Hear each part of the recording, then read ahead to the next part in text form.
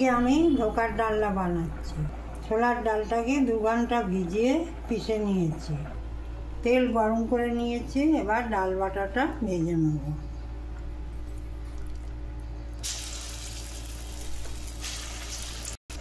এই বাটাতে একটু হিং, নুন, আদা, কাঁচা লঙ্কা বাটা দিচ্ছি, অল্প মিষ্টি।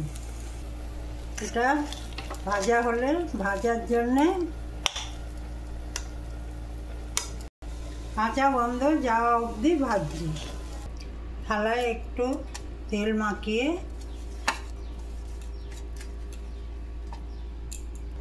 ডালটা নামিয়ে নিচ্ছি।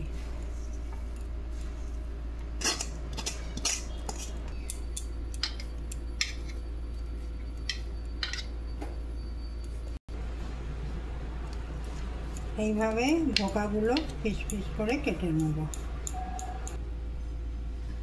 তেল গরম হয়ে গেছে, এবার ধোকাগুলোকে ভেজে নেব।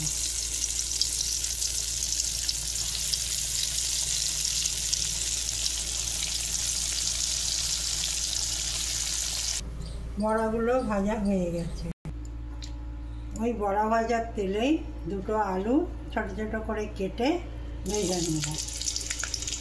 এবার ফোড়নে তেজপাতা, জিরে আর একটু গরম মশলা দিয়ে দিলাম, হিং দিলাম। হিং ভেজে নিয়ে টমেটো দিচ্ছি। ভেজে নিয়ে 1 চামচে আদা কাঁচা লঙ্কা বাটা আর গুঁড়ো মশলা আর গুড়, একটু মশলাটা কষিয়ে নিয়ে জল আর নুন। আলু সেদ্ধ হয়ে গেছে, এবার বড়াগুলো দিয়ে দিচ্ছি। এবার ঘি দিয়ে নাড়িয়ে নেব। আমার ধোকার ডালনা রেডি।